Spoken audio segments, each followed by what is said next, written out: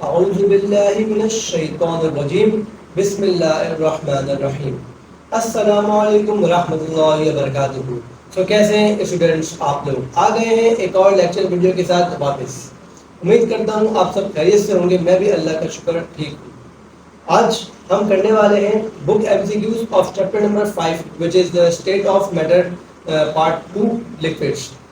Book available नहीं है, जिस स्टूडेंट्स से ली थी उसका पेपर है अब, लेकिन आप लोगों के भी तो पेपर जब नज़दीक है ना, तो वीडियो तो बनानी थी, तो मैंने फ़ोन में पिक्स ले ली है। So let's get started. Okay, हमारा पहला क्वेश्चन है एमसीक्यू का। पहला एमसीक्यू है हमारे पास, the boiling point of water is 100 degree Celsius where as that of hydrogen sulfide is 42 degree Celsius. This can be attributed to.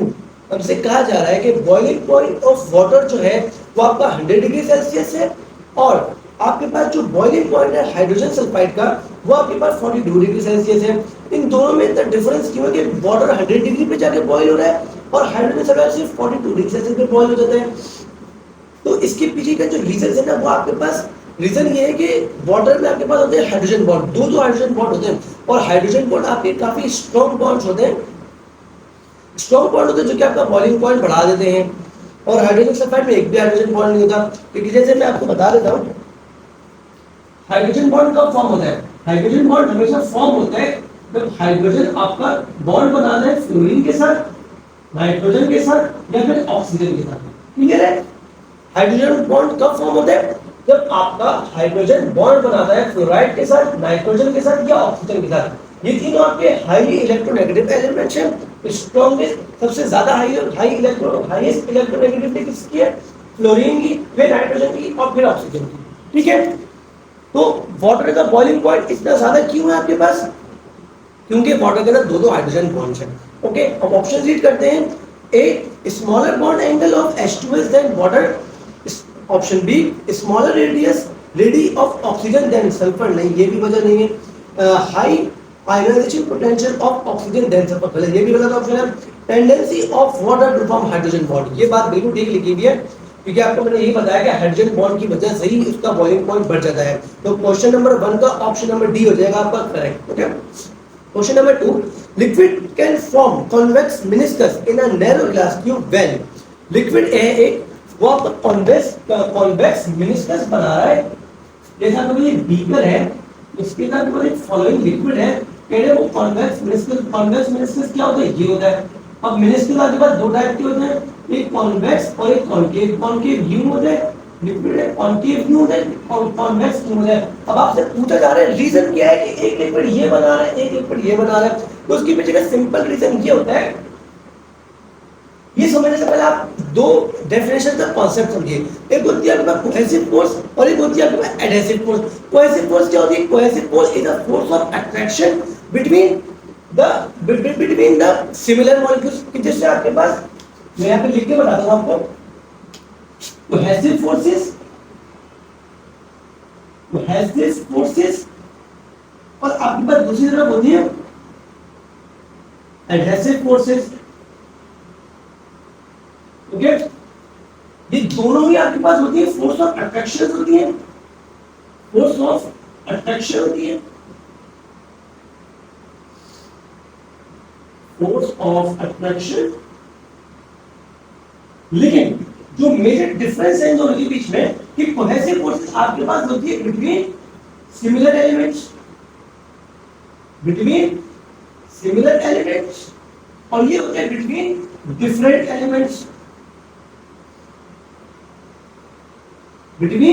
Elements, okay. For example कि जैसे कोहेसिव फोर्स की example में आपके पास आ जाएगा मरकरी का बॉन्ड। अगर mercury से ही मैं बना रहा हूं, अब मरकरी और मरकरी के बीच में जो आपके पास फोर्स ऑफ अट्रैक्शन होगी ना, वो कहलाती है कोहेसिव फोर्स। और फॉर एग्जांपल वाटर की, आप वाटर का आप बॉन्ड की वाटर आपने वाटर एक रख लिया टेस्ट ट्यूब में।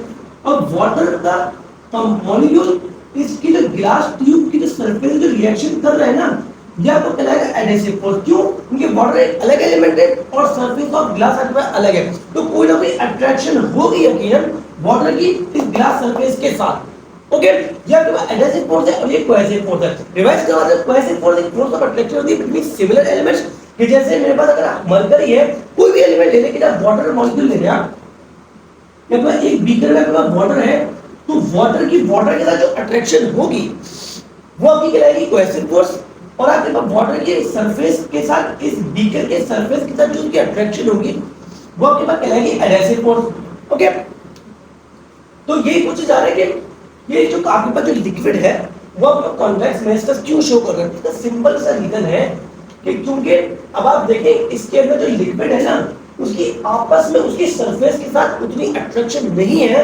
एज कंपेयर टू जो इसके अंदर अपने ही अपने मॉलिक्यूल्स में ज्यादा अट्रैक्शन है।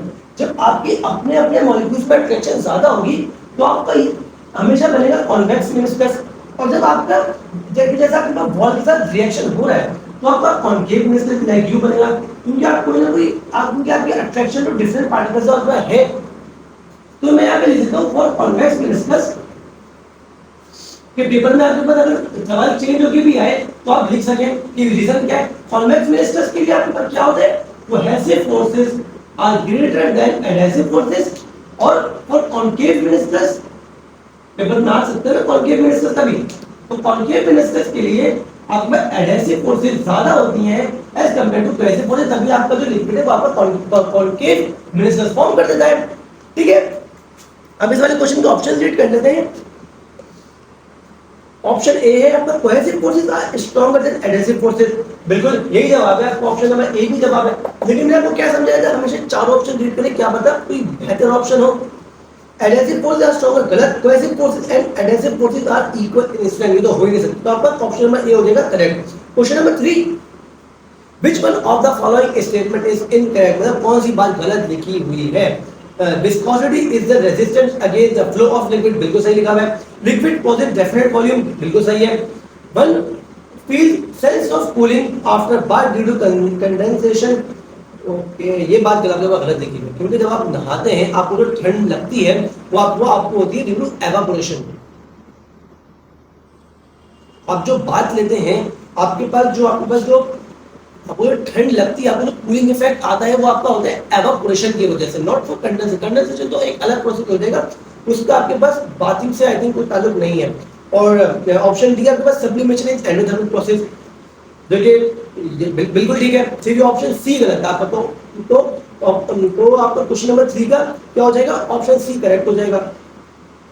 Which one of the following causes weakest London dispersion forces? Okay, London dispersion forces, आपने थ्योरी में यकीन पढ़ा होगा कि लंदन डिस्पर्जन फोर्सेस क्या होती है, तो मैं आपको इसकी डेफिनेशन नहीं समझाऊंगा, मैं तो आपको समझाऊंगा इसका जवाब आप कैसे निकाल सकते हैं।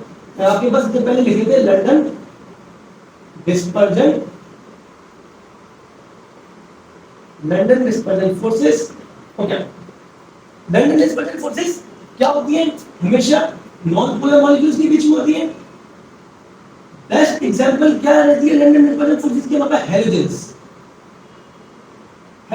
बेस्ट एग्जांपल रहते हैं हमारे पास लंदन डिस्पर्जन फोर्सेस के। अब हैलोजन क्या होते हैं, halogens are the group 7a elements, आपके पास बेस्ट एग्जांपल होते हैं लंदन डिस्पर्जन फोर्सेस को हम हैलोजन भी कहते हैं।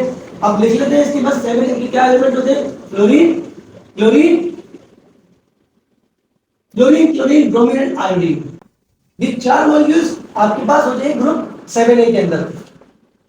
ओके, अब लंदन डिस्पर्जन फोर्सेस आपकी डिपेंड किस पे करती है, लंदन डिस्पर्जन फोर्सेस आपकी डिपेंड करती है एटॉमिक रेडियस पर। जितना ज्यादा एटॉमिक रेडियस होगा उतनी ज्यादा लंदन फोर्सेस होंगी। ओके, अब आपसे क्वेश्चन में पूछा गया वीकेस्ट लंदन डिस्पर्जन फोर्सेस किसकी होंगी। अब जैसा कि मैंने आपको बताया कि जैसे आपको पता होगा कि डाउन द ग्रुप जब आप आते हैं तो आपका एटॉमिक रेडियस बढ़ता है। क्यों एटॉमिक रेडियस बढ़ता है, क्योंकि आपके पास नंबर ऑफ इलेक्ट्रॉन्स बढ़ते हैं। नंबर ऑफ इलेक्ट्रॉन्स बढ़ते हैं तो आपके पास आपका वैलेंस शेल में इलेक्ट्रॉन बढ़ते हैं और नंबर ऑफ शेल्स भी बढ़ जाते हैं। अब ऑटोमेटिक किसी बात है कि आपके पास फ्लोरीन के पास 9 होते हैं, 2 8 फॉर एग्जांपल आपके पास ये फ्लोरीन का एटॉमिक रेडियस आ गया। अब जब आप क्लोरीन का लिखेंगे तो ये आपका बड़ा बनेगा, तो एटॉमिक रेडियस भी बड़ा बनेगा, ब्रोमीन का उससे बड़ा बनेगा, और फिर एट दैट आयोडीन का आपके पास उससे भी बड़ा बनेगा, सबसे बड़ा बनेगा आयोडीन का, सबसे छोटा है फ्लोरीन का।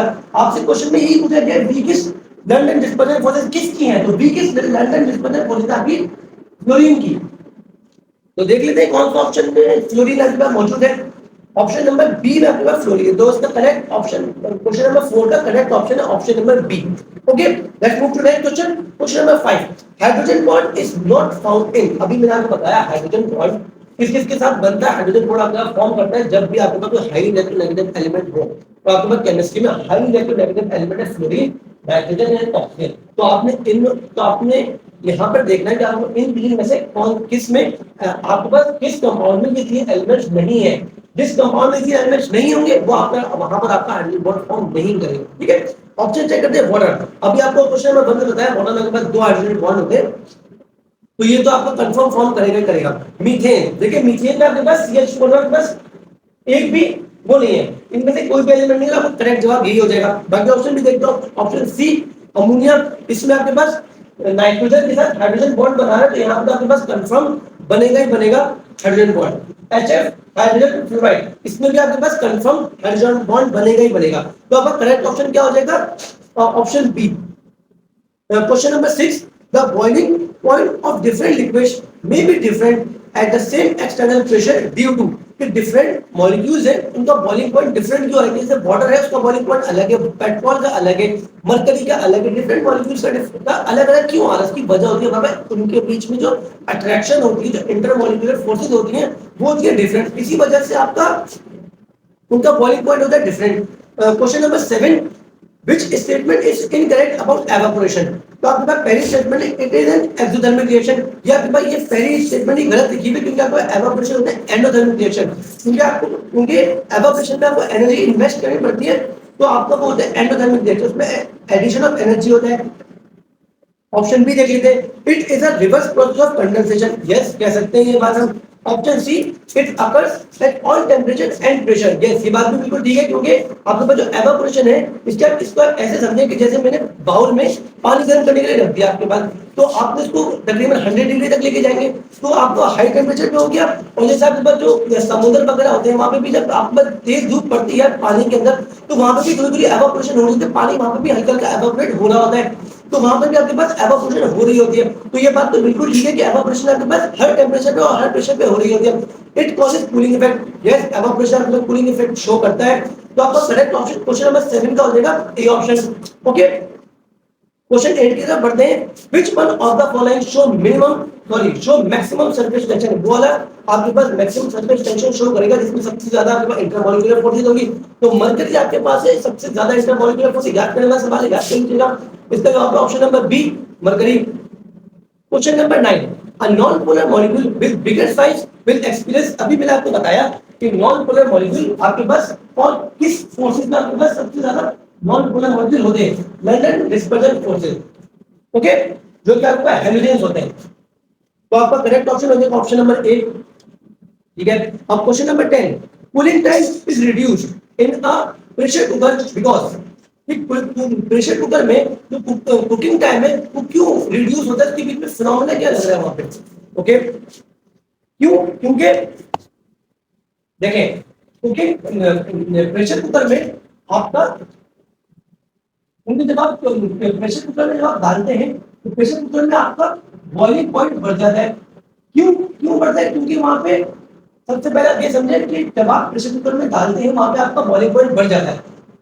बॉइलिंग पॉइंट आपका था पहले बॉर्डर का 100 डिग्री सेल्सियस, अब हो गया आपका 140 डिग्री सेल्सियस। अब आप खुद अंदाजा लगाएं, कोई चीज मैं 100 डिग्री सेल्सियस तक पका रहा हूँ और कोई चीज मैं 140 डिग्री सेल्सियस तक पका रहा हूँ, तो कौन सी चीज जल्दी पकेगी? ऑफ कोर्स ये पकेगी। अब इसके पीछे वजह क्या है? ये क्या पर टेंपरेचर डायरेक्टली क्वेश्चन होता है काइनेटिक एनर्जी पे और मूवमेंट ऑफ मॉलिक्यूल्स, और स्पीड भी कहते हैं मूवमेंट ऑफ मॉलिक्यूल्स या पार्टिकल ऑफ गैसेस।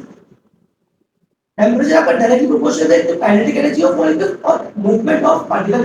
जितने ज्यादा मॉलिक्यूल तेज मूव करेंगे उतने ज्यादा आपस में कोलाइड होंगे, तो उतना ही ज्यादा वो रिएक्शन होगा और उतने ज्यादा वो रिएक्शन तेज होगा।